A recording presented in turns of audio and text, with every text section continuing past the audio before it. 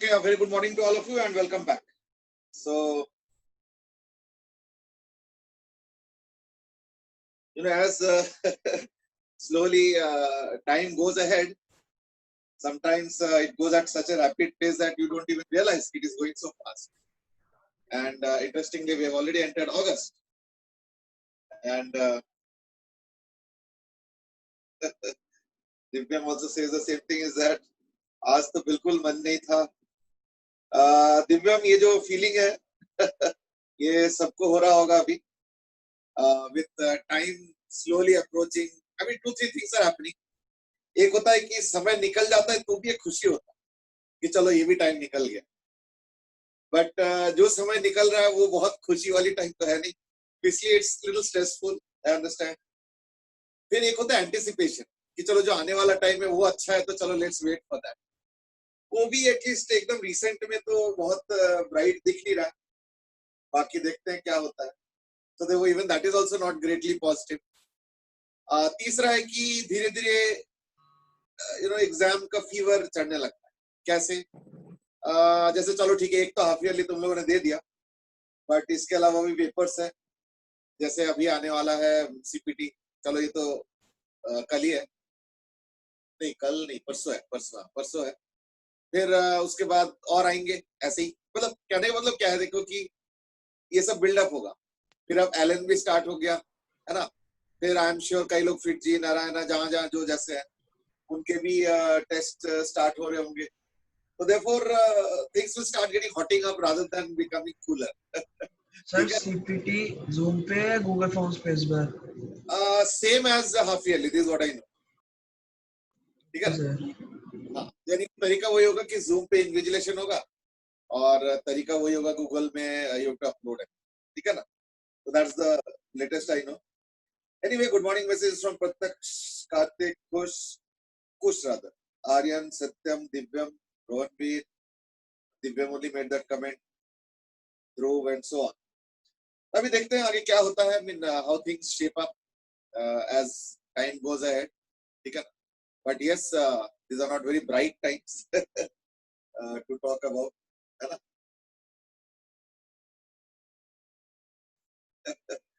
Dhruv has mentioned about the password. I was expecting that. कि आज तो password है ना 1 ना 2 ना 3, सीधे 4444, यानी कल 5555 होगा. देखते हैं. जय गोयल से इसकी गूगल फॉर्म्स में मत कराओ. जूम में अच्छा था. See, these are all management decisions. I mean, I don't know what the reason is, but whatever it is, so we have to go by that, है ना. वैसे गूगल फॉर्म्स भी कोई बुरा नहीं है, but it's just that maybe थोड़ा सा इनिशियली कम्बरसम लग रहा होगा वो अपलोडिंग के चक्कर में. और जूम में या व्हाट्सएप में क्या होता है कि फटाफट हो जाता है. That's the difference. वो 1 मिनट के अंदर हो जाता है. गूगल फॉर्म में कई बार वो 7-8-10 मिनट लग जाता है. I understand that's a little pain. Rohan Nijawan, good morning. That's a little bit of a pain, but ठीक है. Now get adjusted to a little bit of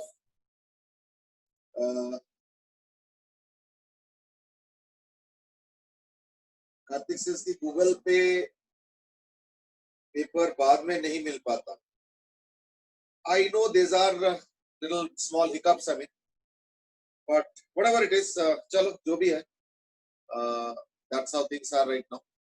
अभी अगर कोई मैनेजमेंट डिसीजन चेंज होता है तो I don't know, but as of now तो यही है. Akshay, good morning. चलो तो let's start the discussion on lenses we were doing. I mean, तो उस दिन हमने देखा था कि लेंस के ऊपर अगर लेंस में अगर ऑब्जेक्ट के ऊपर इमेज को चाहते हो तो क्या करना चाहिए. That was the important theme last class में. वो डिस्कशन एक्चुअली पूरा 100% कंप्लीट तो नहीं है, but I think whatever we have discussed has must have opened up your eyes कि एग्जैक्टली करना कैसे होता है.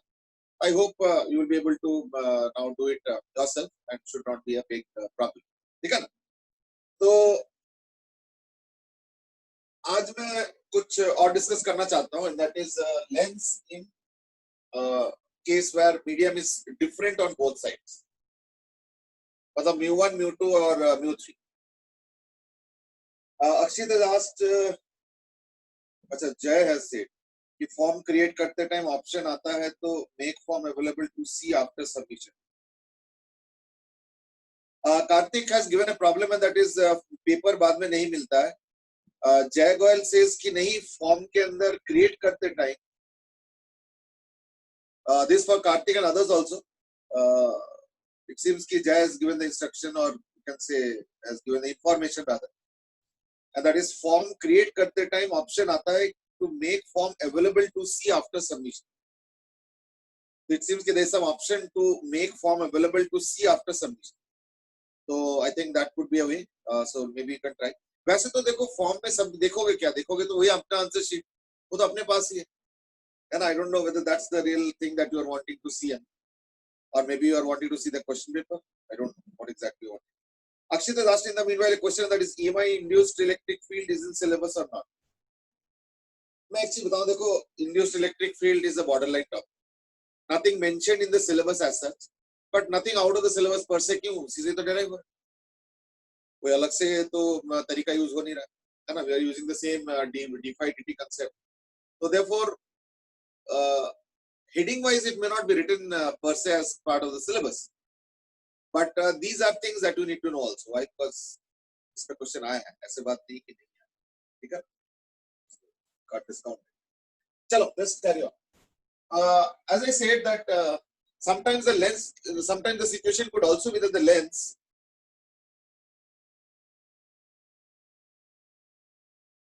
okay, Divam has also sent one or two doubts. तो मैंने चेक करके एक आध तो चेक करके देखा कि हाँ उसमें एक आध प्रिंटिंग मिस्टेक भी था क्वेश्चन में. तो ठीक है एक दो क्वेश्चन का इशू है तो लाइक एक दो मार्क्स का फर्क पड़ जाएगा. बट फिर क्या ना कि then you to like search through all the copies और इस बार वैसे भी कॉपीज को ढूंढ के और ये करना इज अ टफ जॉब. तो देयरफॉर ठीक है एक दो मार्क्स का ऊपर नीचे होगा. जैसे आई थिंक सेकंड क्वेश्चन में अच्छा मैंने तो सोल्यूशन भेजा है तो maybe you can check also. Second question में देखना एक जगह शायद कुछ माइनस प्लस का एरर है. उस चक्कर में शायद आंसर में हेराफेरी हो रहा है कुछ. तो maybe you can just check it. It's a very easy question per se. वो कुछ था ना v is equal to some x cube type का या कुछ ऐसे नहीं e is equal to something x cube type का कुछ ऐसे था x स्क्वायर x क्यूब और फिर वो पोटेंशियल डिफरेंस निकालना. तो it's a very simple question. I think very great really.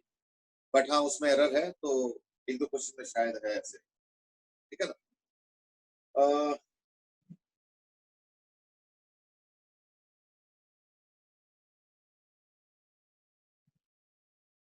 Satyam says, will we get a report card like given to young children?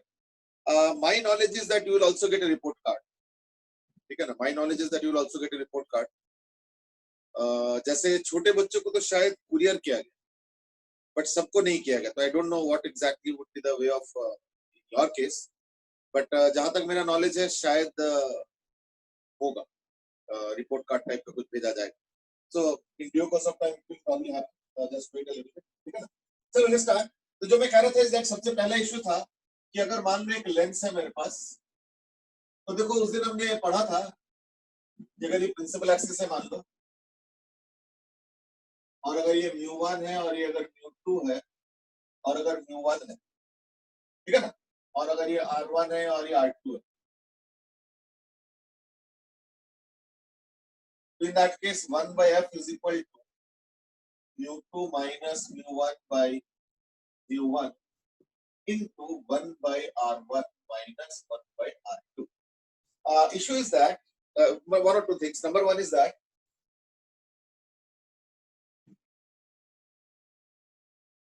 कि अगर मान लो मैं ऑब्जेक्ट को इधर रखता हूं और ऑब्जेक्ट को अगर उधर रखता हूं in that case r1 r2 gets interchange. तो जब इधर से देख रहे हो तो r1 कुछ होता है, उधर से देखो तो r2, मतलब इधर से देखो तो जिसको r2 बोलेंगे उधर से देखो तो वही r1 हो जाएगा.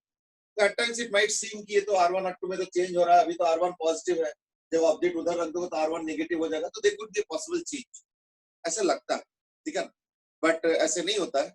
अगर medium on both side same होता है μ1 μ1 तो in that case focal length is same whether you put object on this side or that side.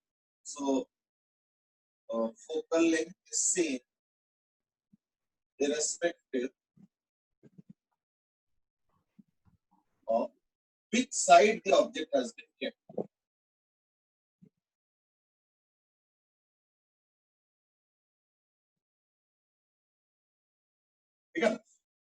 But now I have a question, and that is let me change the fact, so let's make it mu3, ठीक है। तो अगर mu3 होगा तो इन that case whether the ray is coming from this side or this side, will it change? Means that if I define something like focal length, is it same or different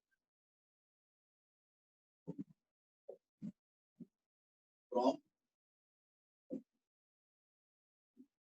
different sides?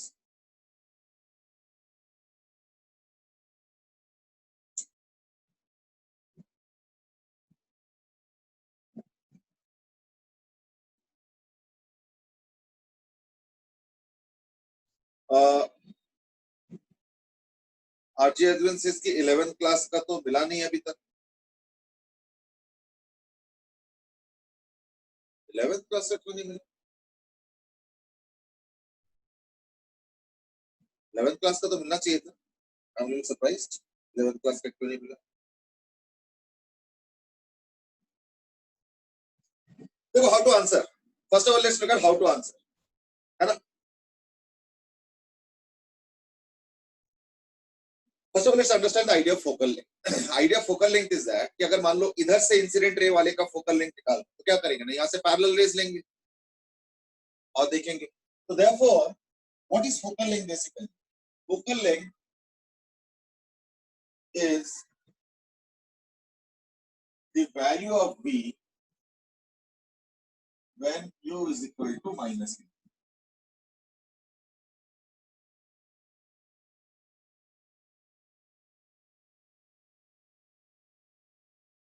Meral suddenly pointed out कि आज अपने recording on नहीं किया। Actually जिस समय ink भर रहा था उस समय रिकॉर्डिंग ऑफ किया था, वो भी 1-2 मिनट के लिए, है ना।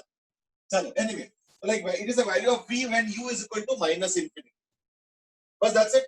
यानी एक काम करो, जब इधर जब इस साइड वाले का फोकल लेंथ निकालना, मतलब इधर इंसिडेंट रे वाले का, तो मैं क्या लिखूंगा? और बाय द वे इसका फार्मूला क्या है? आई होप यू रिमेंबर, मैंने फार्मूला दिया था mu3 by V minus mu1 by Q is equal to mu2 minus mu1 by R1 minus mu2 minus mu3 by R2।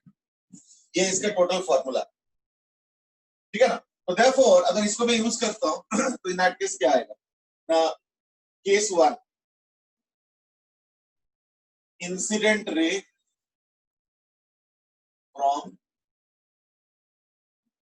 R1 side, यानी R1 वाले side पे incident ray अगर आता है that case क्या लिखूंगा ना, mu3 by V। तो अब मैं mu3 by V के जगह उसी को f लिखने वाला, है ना, कि वही f होगा, minus mu1 by minus infinity, है ना, u को माइनस इंफिनिटी पुट करना, तो u is equal to mu2 minus mu1 by R1 minus mu2 minus mu3 by R। Okay, तो therefore 1 by f is equal to 1 by mu3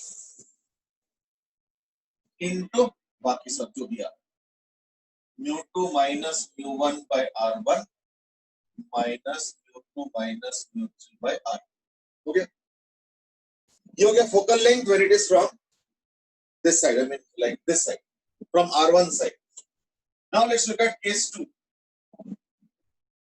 when incident ray is from R2 side, तो क्या हो जाएगा ना, mu3 mu1 by V हो जाएगा। V means here f1, we are considering this V only as f, है ना, we are considering this as f। देखो फॉर्मूला यही है mu3 by V, पर मैं उधर के हिसाब से वैल्यू पुट कर रहा हूं, ध्यान रखना। तो that is mu1 by f minus mu1 by u, mu1 actually क्या हो जाएगा mu3 is equal to mu2 minus mu1, यानी mu2 minus mu3 by R2, ध्यान रखना, माइनस mu2 माइनस mu3 की जगह हो जाएगा mu2 minus mu1 by R1, और जब R1 का वैल्यू पुट करूंगा, R2 का वैल्यू पुट करूंगा तो वो अपने आप साइन के हिसाब से, तो therefore 1 by f is equal to 1 upon mu1 into, अब देखो कैसे आ रहा है, ठीक है ना, यानी mu2 minus mu3 by R2, जबकि देखो ये माइनस में है, ठीक है, और minus mu2 minus mu1 by R1, ठीक है. So it shows that, so therefore the conclusion is that f is different for object on either side. Clearly they are different. Why? This is mu3 and this is mu1. That is one difference.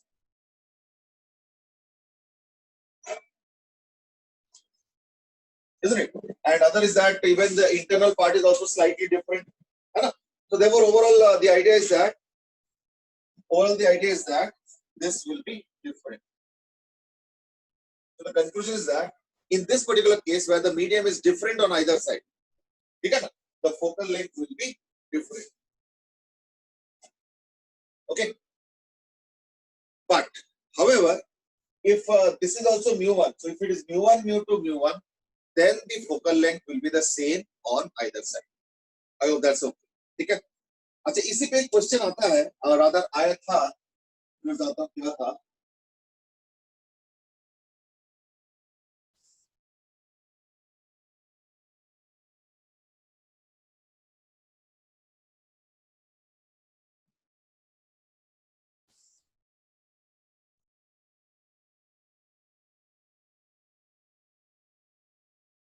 Okay. And the question was कि suppose एक cylinder में, ये एक cylinder है और this is a cylinder, यहाँ पे एक प्लेन मिरर है, this is a plane mirror, एक लेंस यहाँ पे रखा गया है जिसका रेडियस ऑफ कर्वेचर दोनों तरफ 30 सेंटीमीटर है, लेंस का रिफ्रैक्टिव इंडेक्स 3/2 है, और ये जो डिस्टेंस है ये है 120 सेंटीमीटर, ठीक है, और ये ऑब्वियसली प्रिंसिपल एक्सिस है. तो क्या हाइट होना चाहिए object, point object?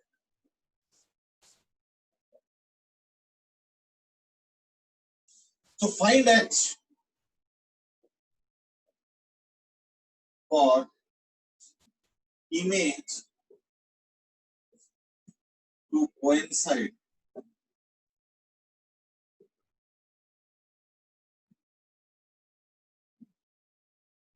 find the height required so that the image coincides with that of the object. Now that is a fresh question. Please have a look. अब कब ये plane mirror ध्यान रखो और ये 120 सेंटीमीटर, तो इस लेंस से कितना हाइट पे एक ऑब्जेक्ट को रखा जाए जिससे कि इमेज कोइंसाइड करता है ऑब्जेक्ट. मैंने बोला ना, image coinciding with the object के इसके ऊपर surprisingly large number of questions आया हुआ. मतलब पिछले 40 साल में देखोगे तो कम से कम 5-6 बार ये क्वेश्चन रिपीट, अलग अलग फॉर्मेट. या गो अहेड नाउ.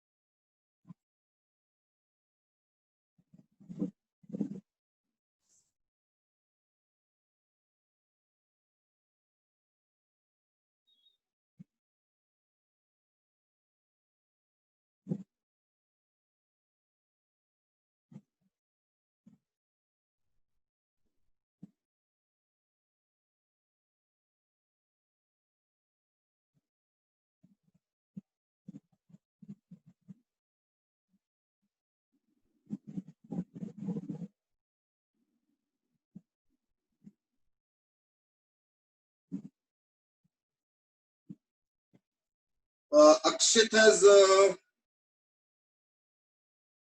नहीं मनन 30 सेंटीमीटर जो है रेडियस है, तभी देखो दोनों तरफ दिखाया, ऊपर भी दिखाया 30 है, नीचे भी 30, so that means 30 centimeter is the radius of curvature of both the sides.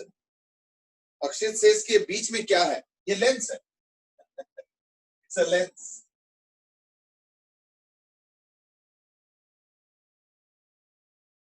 Figure clear नहीं था?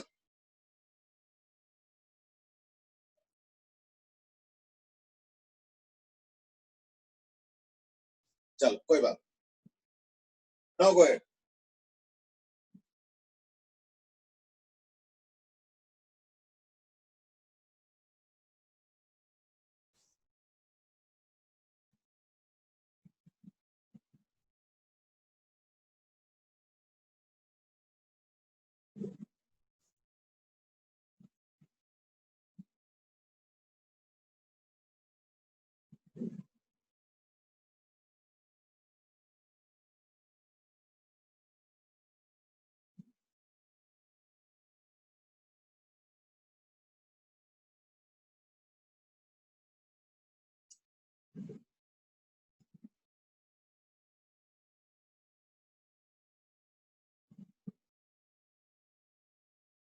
हाँ, दोनों तरफ एयर है, मतलब this is air, this is air. अगले क्वेश्चन में कुछ और करूंगा, अभी नहीं, अभी तो दोनों तरफ एयर है.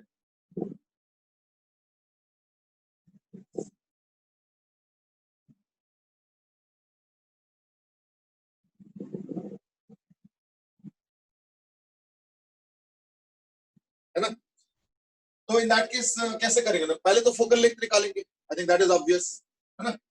यानी 1/f is equal to μ2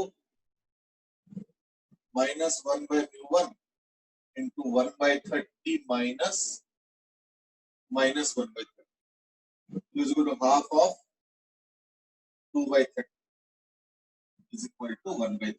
So therefore focal length is equal to 50 centimeters.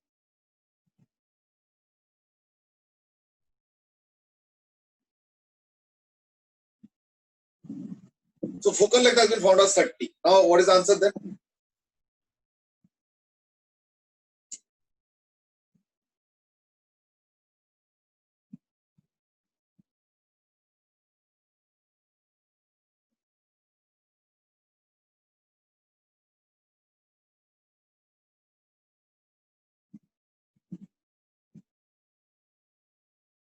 मुझे लगता है पूछना पड़ेगा कईयों से, नहीं तो सब आराम से लॉग इन करके सो जा.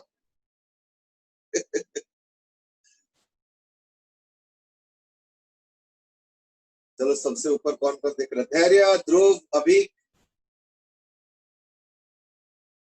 अभिषेक, अक्षित, आलोक, ये सबसे पहले ऊपर ऊपर से दिख रहे हैं. Yes, what are your answers बेटे? धैर्य, ध्रुव, अभिषेक, अक्षित, आलोक, तुम थोड़ा रिस्पॉन्ड करो जरा कि आंसर क्या आ रहा है. प्रैक्टिस. अक्षित से इसकी सॉल्विंग, चलो ठीक है. ओ, सब लोग सॉल्विंग. आलोक ने तो वो भी नहीं बता, अच्छा आलोक ने बता दिया. अभी भी सॉल्विंग, चलो. अभिषेक से इसकी बस थोड़ा सा वेट करो. एक्चुअली देखो मैंने फोकल लेंथ दिया ना, इससे तो डायरेक्ट आंसर दे देना चाहिए, इसमें तो कुछ है ही नहीं. अब the moment you get the focal length means answer आ गया.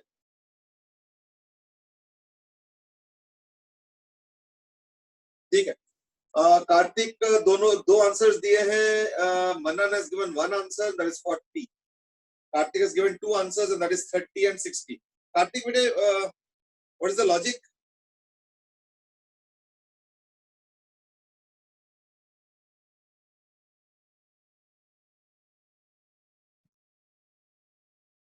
Kartik, what is the logic of your answer?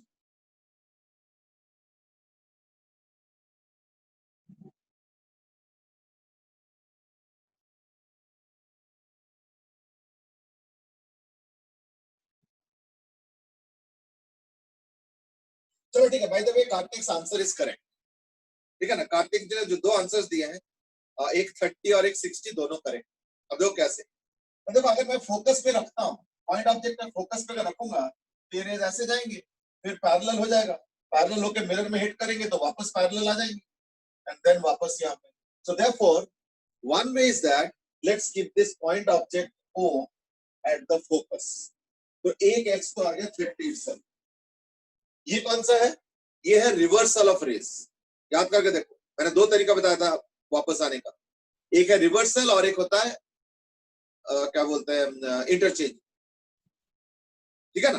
तो इंटरचेंजिंग में क्या होता है ना, एक का इंसिडेंट रे दूसरे का रिफ्लेक्टेड रे बन जाता है, या एक का इंसिडेंट रे का लाइन दूसरे का रिफ्लेक्टेड रे का लाइन बन जाता है, और पहले का रिफ्लेक्टेड रे का लाइन दूसरे के लिए इंसिडेंट रे का लाइन बन जाता है।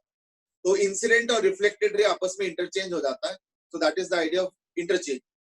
तो जो रिवर्सल वाला है, रिवर्सल वाले का आंसर हो गया 30 सेंटीमीटर।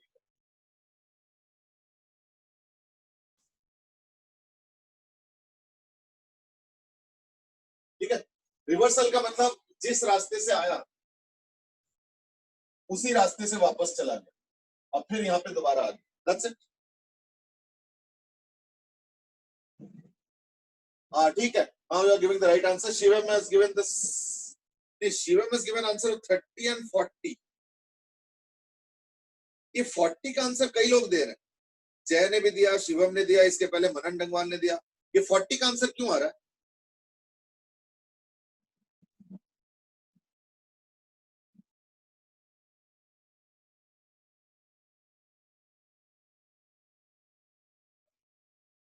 अच्छा भाई, तो 60 का आंसर का एक्सप्लेनेशन क्या है? 60 का आंसर का एक्सप्लेनेशन ये है कि इन दैट केस पता क्या होगा कि ये हो जाएगा तुम्हारा जो है सेंटर ऑफ कर्व, मतलब सेंटर ऑफ कर्व ट्वाइस है। तो ट्वाइस है अगर होता तो फायदा क्या होता कि इमेज भी यहाँ पे बने, तो इमेज यहाँ पे बन जाएगा। यानी दूसरा वाला कैसे होगा ना, ऐसे करके यू ऐसे बना और वो रिफ्लेक्ट होके इधर से चला जाएगा, और एक रे यहाँ से जो आएगा इधर वो यहाँ से रिफ्लेक्ट होके आ जाएगा, तो यानी इंटरचेंज। तो रिवर्सल के लिए 30 सेंटीमीटर और इंटरचेंजिंग के लिए हो गया 60 centimetre.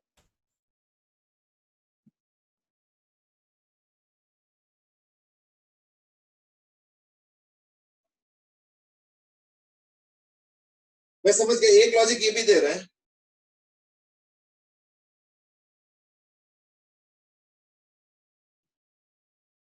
40 is the case when the image is formed at the mirror। ओ अच्छा अच्छा, हाँ ठीक है ठीक है सर, 60 वाला नहीं होगा, सॉरी सॉरी सर, ठीक है ठीक, वो 40 होगा, मैंने गलत सोचा। ठीक है, क्योंकि ये 120 सेंटीमीटर है, तो लाइक ठीक है ठीक, तो वो समझ गया 40 इज द केस व्हेन, मुझे लगा शायद वो उस पे आ रहा है 60 पे आ रहा है, वो गलत। ठीक है, इंटरचेंजिंग वाला 40 पे इसलिए क्योंकि 1/v हो जाएगा 120 minus 1/u is equal to 1/f, और f हो गया 30, यानी 1/u is equal to minus of 1/30 minus 1/120 is equal to minus of 1/40। ठीक है, एक्सेप्ट। तो यानी एक का यू हो गया कितना ना, इंटरचेंजिंग वाले का हो जाएगा 40 सेंटीमीटर। ठीक, तो मैंने गलत सोच लिया था। ठीक,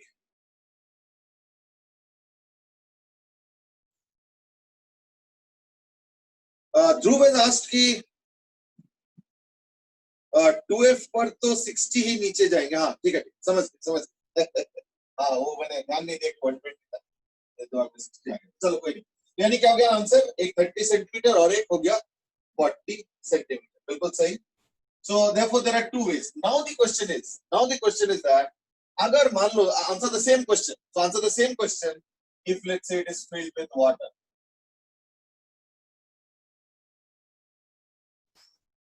So now this is filled with water of refractive index 4/3।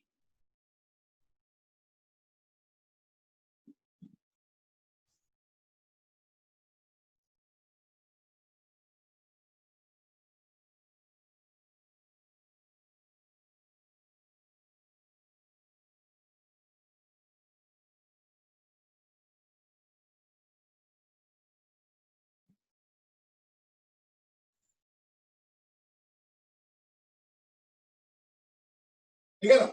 तो now this has been replaced by water with refractiveness 4/3. Again इसमें भी 2 केस आएंगे. कौन से केस आएंगे?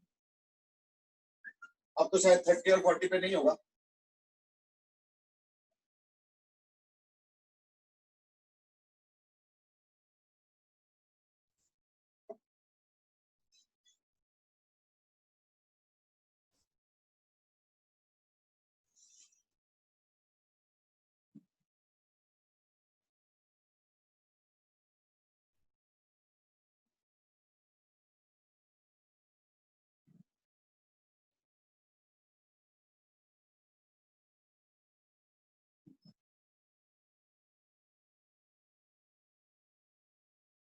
ठीक है.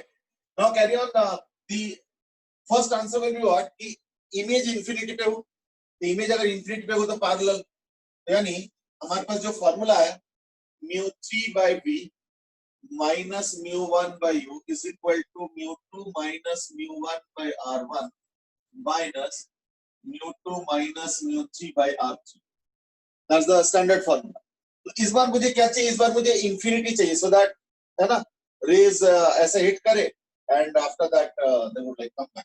तो यानी μ3/infinity minus μ1 is air, so 1/u is equal to μ2 minus μ1, that is 3/2 minus 1 by r1 which is plus 30 minus μ2 minus μ3 यानी 3/2 minus 4/3 upon minus 30. ये इसका पूरा हिसाब है. So therefore minus 1/u is equal to 3/2 minus 1 half 1/60 minus ये plus हो जाएगा. क्यों? क्योंकि 3/2 minus 4/3 positive negative negative plus हो गया. 9 minus 2 8 1/6 1/8 1/18 1/18. तो ये हो जाएगा 180 कॉमन हो जाएगा तो 3 + 1 यानी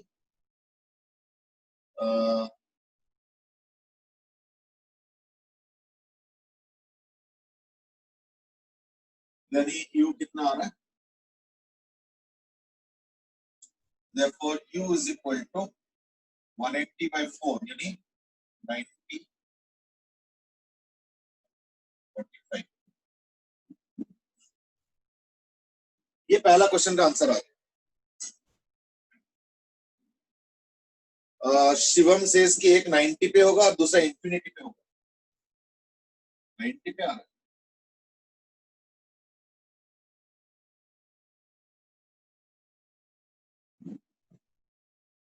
$45 आ रहा है.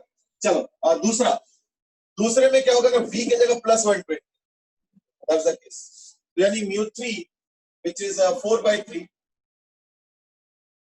upon 120 minus μ1 which is 1 is equal to μ2 minus μ1 by r1 which is 30 minus μ2 minus μ3 by r3. 1/60 plus 1/180. ठीक है. तो यानी ये तो हो जाएगा 2/4 से 30 90 यानी 1/90 minus 1/u is equal to अभी आया था ना 4/180 यानी 2/90 यानी minus 1/u is equal to minus is equal to 1/90 है ना. तो therefore u is equal to 97 minus 45.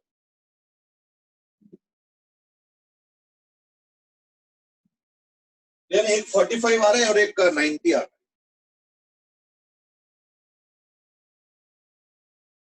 That's right. Aryan, you are right. And that is what ना एक 45 आ रहा है और एक 90 आ रहा है. यानी यहाँ से 45 सेंटीमीटर ऊपर एक ऑब्जेक्ट रखना पड़ेगा. या तो वो वाला केस, ये वाला कौन सा केस हो गया? नहीं, ये हो गया रिवर्सल वाला केस. और ये हो गया इंटरचेंजिंग वाला केस।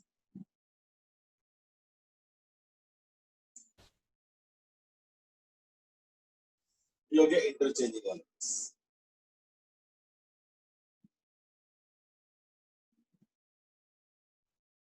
ठीक है, so that was those were the two cases in which ये possibility exist करते हैं। क्या possibility ना of rays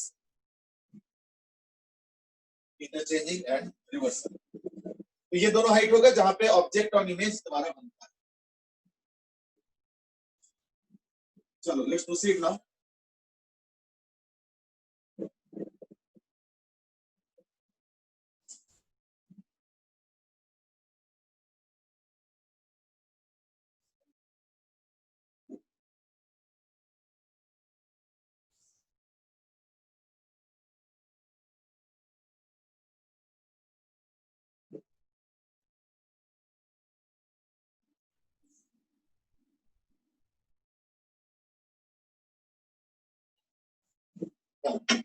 late me give one और two more questions different types. I mean एक इंपॉर्टेंट कंसेप्ट हम लोग करेंगे and that is silvering of mirror lenses and all. चलो वो कल कर लेंगे। जैसे मेरे पास एक ना एक वो है paperweight, this is a paper wait.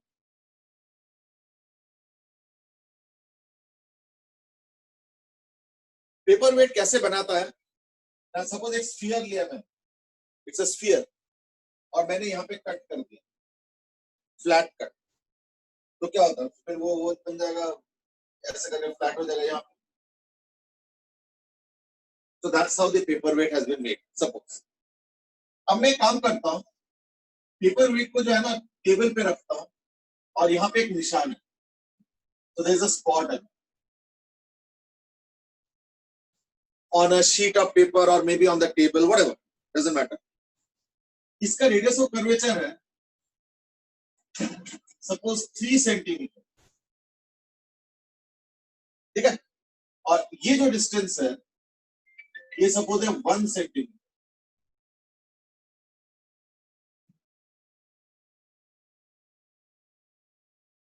ठीक है, 3 सेंटीमीटर, 1 सेंटीमीटर, और इसका जो रिफ्रैक्टिव इंडेक्स है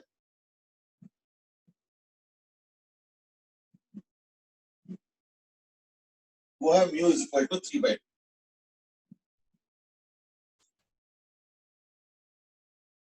ठीक है, question is where will you see the image if I put it like this and if I reverse it। यानी एक बार what is the change in the height between the two situations if I let's say reverse, यानी ऐसे करूं,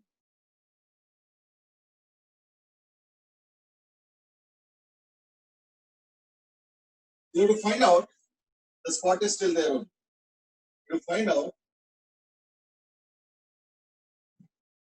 shift in image। I hope you are getting the question।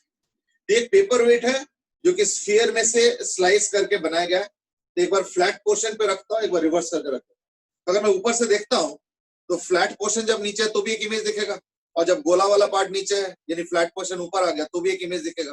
What is the shift in the image that is seen?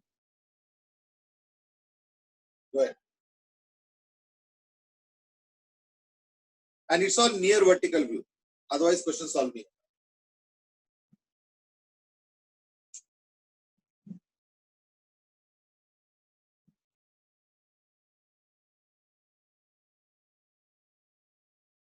Now Rohan B. Singh has asked and that is जब हमने reversal वाला case लिया, नहीं तुम reversal नहीं, तुम शायद interchange वाले का सोच, अच्छा नहीं तुम रिवर्सल का ही सोच रहे हो, ठीक है, ठीक, लैंग्वेज से अब सुन में। देखो Rohan, you have to understand one thing is that जो पिछले वाला केस था उसमें जब हमने ऐसे ऑब्जेक्ट रखा और अगर ये प्लेन मिरर है तो अगर मान लो यहाँ पे ऐसे ऑब्जेक्ट होगा,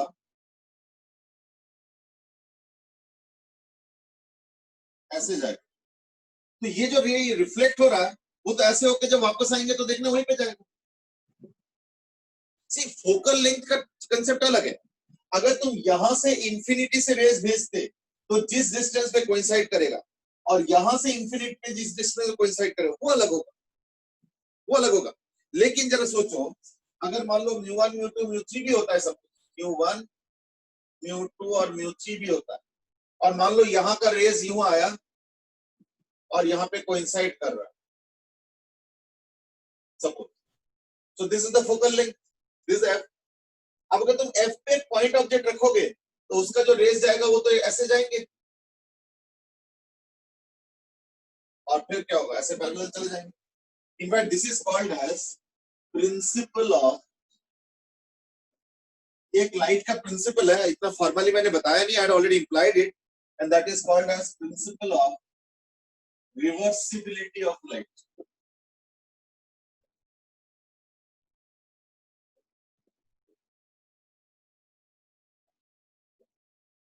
it means let the light do any number of processes, जैसे थोड़ा रिफ्लेक्शन हो गया, कहीं पे रिफ्रैक्शन हो गया, फिर कहीं कुछ और हुआ, टीआईआर हो गया, कहीं कुछ और हुआ, फिर कुछ कुछ करते करते करते मान लो इंसिडेंट रे और फाइनली इमर्जेंट रे, और बीच में कर्व रिफ्लेक्शन हुआ, फिर प्लेन मिरर पे रिफ्लेक्शन हुआ, फिर रिफ्रैक्शन हो गया, फिर एक दो जगह टीआईआर भी हुआ, फिर कुछ कुछ हुआ, कुछ कुछ हुआ, करते करते करते इमर्जेंट रे, तो यानी incident ray, then many many many many processes and then emergent. Suppose कुछ ऐसे होता है, ठीक है ना, जैसे मान लो ये इंसिडेंट रे हो गया and then many processes in between, ठीक है ना, and let's say there is an emergent ray like this. तो principal of reversibility of light says कि अगर मान लो ये इमर्जेंट रे है, अगर उसको एंड में प्लेन मिरर से रिफ्लेक्ट कर दो तो क्या होगा, वापस आएंगे, तो देखना वापस उसी रास्ते को रिट्रेस करते हुए ये इमर्जेंट रे होता है। So this is not only true for just one or two processes, it is also true for many processes also, including TIR. मान लो बीच में TIR हुआ, रिफ्लेक्शन हुआ, रिफ्लेक्शन ऑन प्लेन सरफेस हुआ, कर्व सरफेस हुआ, फिर रिफ्रैक्शन हुआ, फिर TIR हुआ, मल्टीपल प्रोसेस सपोज करके आ रहा है एक रे, और इंसिडेंट रे फाइनली बन गया इमर्जेंट रे। अब एक काम करो, इमर्जेंट रे को उल्टा करो, इन दैट केस उसी रास्ते को रिट्रेस करते हुए आएंगे, उसी रास्ते को, कहीं डिविएशन नहीं होगा इधर उधर, और फिर जो इंसिडेंट रे था वो बन जाएगा अब इमर्जेंट, समझ रहे ना। But then you might say फिर ये काम, ये फोकल लेंथ अलग क्यों हो रहा है? फोकल लेंथ अलग होने का रीजन दूसरा, फोकल लेंथ अलग होने का रीजन दूसरा इसलिए कि एक मैं ऐसे ले रहा हूं, इसका ये फोकल लेंथ है, और दूसरा ऐसे ले रहा हूं, तो ये सेम कैसे होगी, वो ऐसे होगा। तो मैं कह रहा हूं ये और ये सेम नहीं होगा, अगर इधर म्यू1 और म्यू2 और म्यू3 अगर अलग कर दो, इन दैट केस वो सेम नहीं होगा। बट इन दोनों के साथ आपस में कोई कंपैरिजन नहीं। अगर तुम ये वाला रे लेते हो जो ऐसे करके फोकस में गया है और ऐसे करके चला गया, अगर इसको रिवर्स कर दो प्लेन मिरर से, तो देखना इसी रास्ते से वापस आएंगे और फिर ऐसे करके रिप्लेस। तो there is no contradiction in that, don't worry, ठीक है ना। इसलिए तुमने जो मुद्दा रेज किया वो इस केस में एप्लीकेबल या रिलेवेंट नहीं। क्यों? बिकॉज ऐसे हो नहीं रहा है यहाँ पे कि एज इफ हमने जो है जबरदस्ती सेम ले लिया, नहीं, ठीक है ना, ऐसे नहीं हो रहा। We have just treated only one set of rays which is hitting the plane mirror perpendicularly, and therefore when it returns, it will return exactly to the same point. तो वो इसके साथ कंपेयर मत करो, ये अलग सेट ऑफ पैरेलल रेज है, ये अलग सेट ऑफ पैरेलल रेज। अब इन दोनों का कन्वर्जिंग का पॉइंट सेम नहीं भी हो सकता, पर एक आध केस में सेम भी होता है, जैसे जैसे म्यू1 और म्यू1 कर दो दोनों तरफ तो सेम होता है, हमने इसको चेक भी किया, that is the focal length is same from both sides of a lens if the medium is same on both sides। मैं तो डिफरेंट मीडियम की बात कर रहा हूं, ठीक है ना।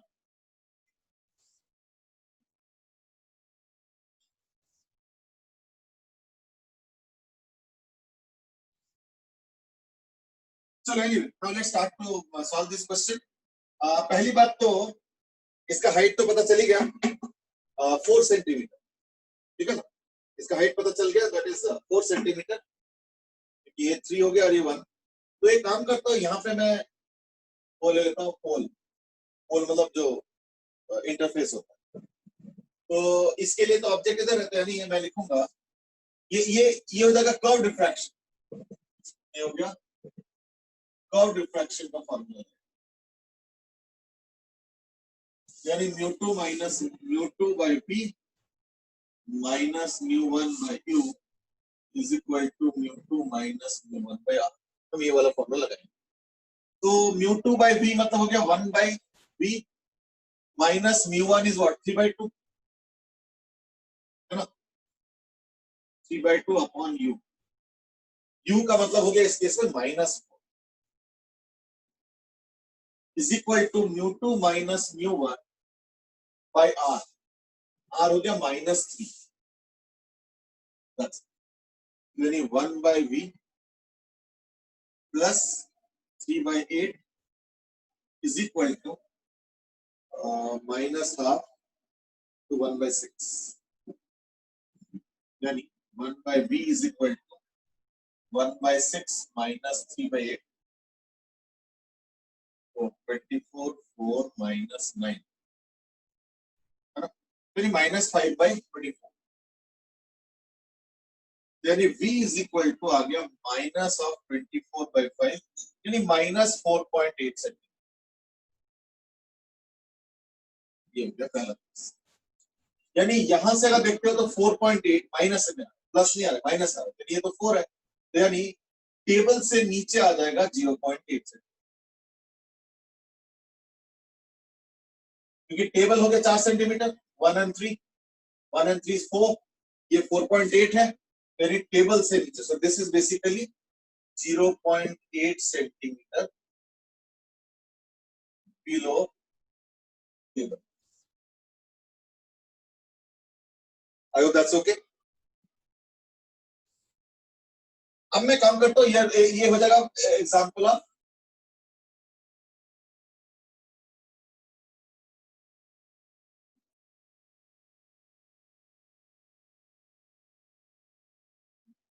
फ्लैट रिफ्रैक्शन, यानी अपरेंट डेप्थ वाला एग्जांपल हो गया, क्योंकि ये तो फ्लैट सरफेस है, यानी अब हम फॉर्मूला लगाएंगे अपरेंट डेप्थ। ठीक है, तो apparent depth h in this case will be equal to ho by mu। ठीक है, ho by mu। अब h ऑफ द ऑब्जेक्ट है 4 और mu कितना है 3/2 है ना, mu मतलब ग्लास का होगा इस बार, नॉट वाटर, यानी इक्वल टू 8/3 है ना, इज इक्वल टू 2.67। तो 2.67 का मतलब क्या हुआ, देखो यहाँ पे 2.67 आ, तो यानी एक्चुअली क्या है टेबल के ऊपर, so that is equal to 4 minus 2.67 यानी equal to 1.33 centimetre above table। तो पिछले बार इमेज बना था 0.8 सेंटीमीटर बिलो टेबल, और अब इमेज बन रहा है 1.33 सेंटीमीटर अबव टेबल, तो देयरफॉर शिफ्ट कितना, देयरफॉर शिफ्ट हो गया इक्वल टू 0.8 प्लस 1.33 है ना, तो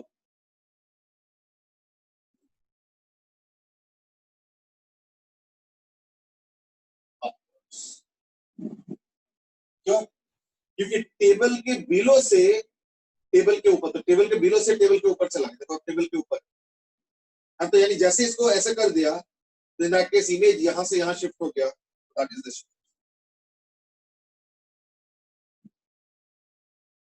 ठीक है, ध्रुव हैज आस्क्ड कि ऑब्जर्वर बाहर है, एज्यूम करना है, हाँ तो ऑब्वियस है ना, वो तो ऑब्जर्वर ऊपर से ही देख रहा होगा, हाँ क्योंकि टेबल तो ओपेक होगा, टेबल के बारे में कुछ बोला नहीं है, तो देयरफॉर ऑब्जेक्ट को अगर टेबल के ऊपर रखना है और उसके ऊपर ये वाला रखना है पेपर वेट, तो इन दैट केस ऊपर से ही देख रहा हूं मैं ऐसे करके, नियर वर्टिकल व्यू। ठीक है ना, तो वो चीज है, तो 1.33 प्लस 0.8 अपवर्ड्स यानी इक्वल टू 2.13 सेंटीमीटर अप, ये शिफ्ट होगा, दैट इज द शिफ्ट। ठीक है ना, so the shift is basically 2.313 centimetre up, that is the net shift.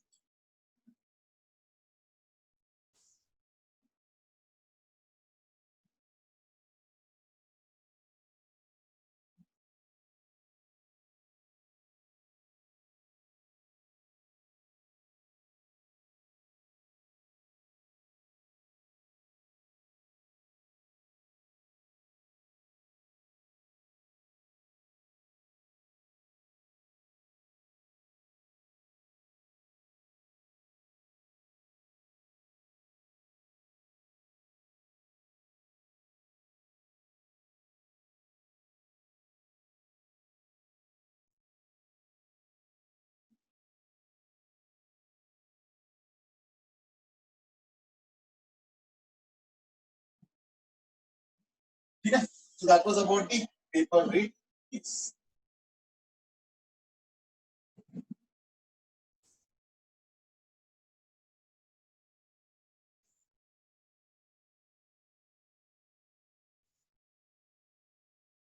Okay, इस बार सेम पेपर वेट वाला ही केस ले रहा हूं, लेकिन इस बार पेपर वेट हो गया हेमिस्फेरिकल। सपोज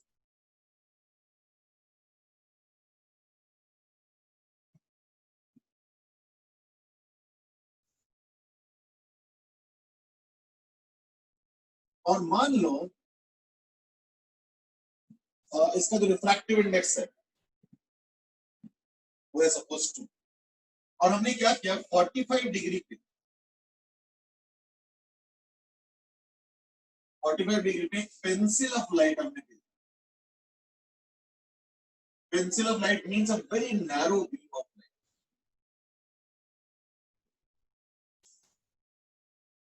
ठीक है, so it's a very narrow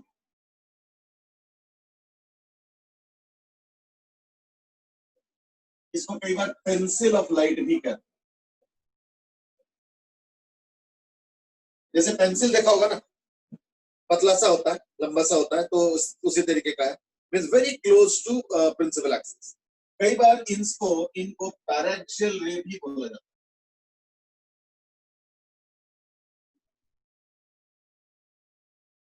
paraxial rays, para axial means parallel to the axis, तो पैराक्सियल रेस भी बोला जाता है। ठीक है ना? तो question is find location of final image और इसका रेडियस ऑफ कर्वेचर मान लो है 6 सेंटीमीटर। ठीक है, find location of final image और various values of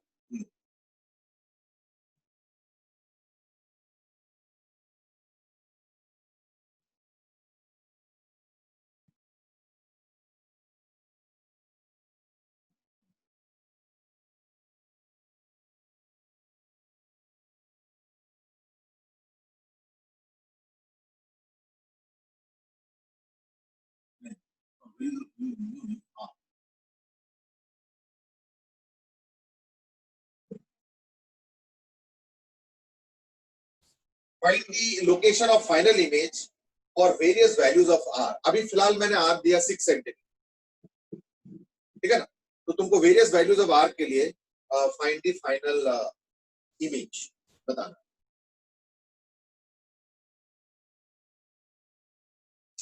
final image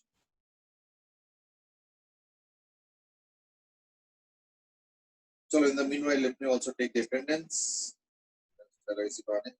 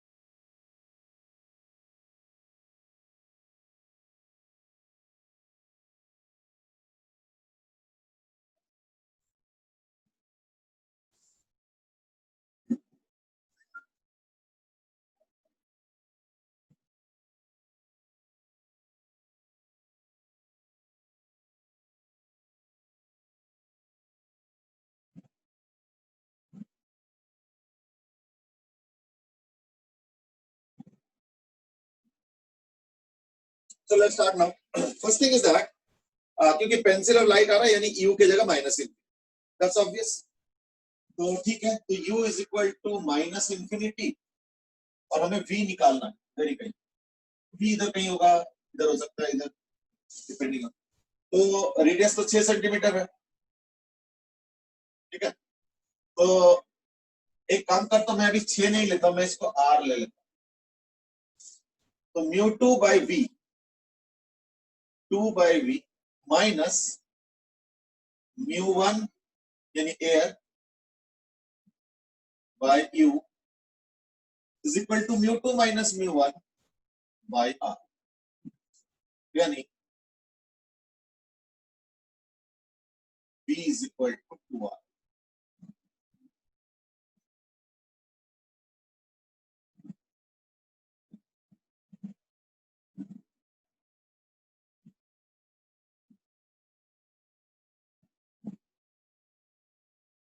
ठीक है, v is equal to 2r। इसका मतलब क्या हुआ कि ये इमेज यहां बनना चाहता है, ये r हो गया, ये 2r हो गया, इमेज यहां बनना चाहता है। लेकिन अगर ये एंगल देखा जाए तो अगर मैं TIR के लिए कंडीशन चेक करता हूं, TIR का कंडीशन क्या है, I should be greater than IC and IC is equal to sin inverse 1 by mu अगर एयर है, ठीक है, which is 1 by half, 1 by 2 है, which is equal to 30 degree. यानी इस केस में IC हो गया 30 डिग्री और मैंने कैसे इंसिडेंट कराया, मैंने इंसिडेंट कराया 45 degree. Are you getting the point? So therefore what is going to happen is that कि ये जो है ना यहाँ पे जो है ना, ये यहाँ पे क्या होगा, this will undergo TIR for sure। क्यों? क्योंकि हमारा एंगल तो 45 डिग्री, ये इंसिडेंट एंगल होगी, ठीक है। तो ये जो रेज पैरेलल है तो ऑब्वियसली ऑलमोस्ट पैरेलल होके यहाँ पे आके मिलने वाले थे, which is at 2r as per the question। लेकिन क्या हो गया, थोड़ा सा इंटरचेंज हो गया, मतलब इन द सेंस कि थोड़ा सा वो हो गया, यहाँ पे TIR हो गया। तो TIR होने का मतलब क्या था, ये जो ऑब्जेक्ट है अब ये वर्चुअल ऑब्जेक्ट हो गया। अगर तुम यहाँ पे देखते हो तो ये वर्चुअल ऑब्जेक्ट, इस फ्लैट सरफेस के लिए वर्चुअल ऑब्जेक्ट हो गया और ये यहाँ पे रियल इमेज हो जाएगा, यहाँ एट द एज, ऐसे करके यहाँ पे ऐसे करके। So that will also be at 45 degree only, क्योंकि ये 45 डिग्री है, यहाँ पे TIR तो 40, यानी ये इमेज यहाँ पे बनता है। Instead of I, it will actually form here I dash, ठीक है। तो I की जगह भी I dash पे हो गया और I dash पे देखना एक पॉइंट ऑब्जेक्ट बनेगा, पॉइंट इमेज बनेगा। तो therefore what will happen is that this will become like this and then after that cross over। So this only becomes the final image। Therefore in this particular case this only becomes the final image। So the final image will be here। So therefore I dash is the final image। Instead of I it will be formed at I dash। अब वो कई तरह से तुम सोच सकते हो उसको, इज दैट 45 डिग्री तक तो वो 45 डिग्री, तो लाइक जिस हाइट पे बना है ना उसी हाइट पे बनेगा, उसी लेवल पे बनेगा। तो इसका जो कोऑर्डिनेट्स होगा, है ना, इसका कोऑर्डिनेट्स क्या होगा ना, 6 sin पे यानी 3√2, इसका कोऑर्डिनेट्स होगा 3√2 कॉमा 3√2। अगर इसको ओरिजिन मानते हो, अगर इसको ओरिजिन मानो इस पॉइंट को, इसका कोऑर्डिनेट्स होगा 3√2 कॉमा 3√2। इसका कितना हो जाएगा, इमेज का कोऑर्डिनेट्स हो जाएगा -3√2 comma, that will be the final image। देख लो, ठीक है। So I and I dash is the final image। Find the location of final image for various values। अब एक चीज है कि R का अगर वैल्यू बदलोगे तो दैट केस क्या हो जाएगा ना, 6 की जगह कुछ और कर दोगे तो इन जनरल क्या हो जाएगा, इन जनरल क्या हो जाएगा, -R/√2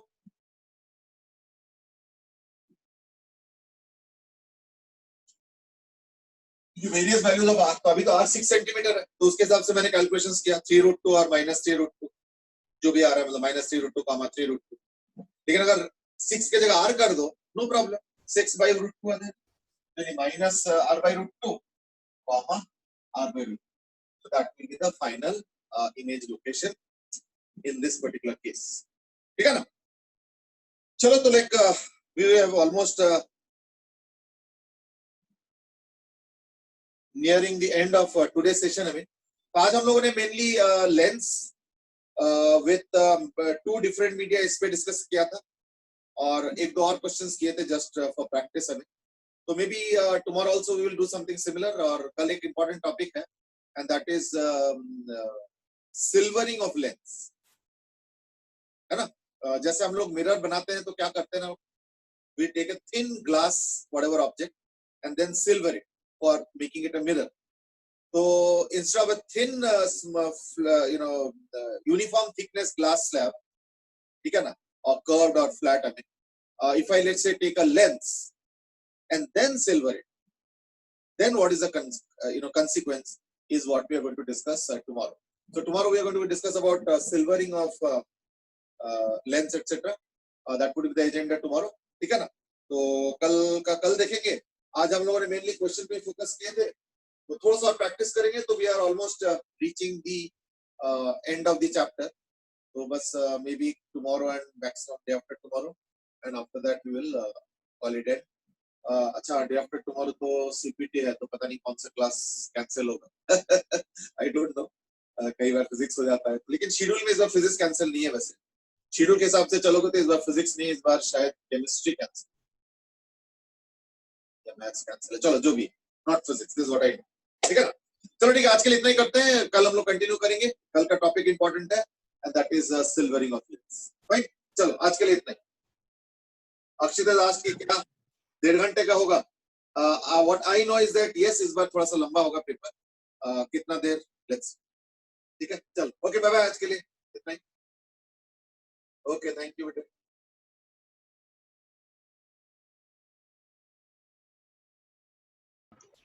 Thank you, sir. Okay, बेटे, thank you and have a good day.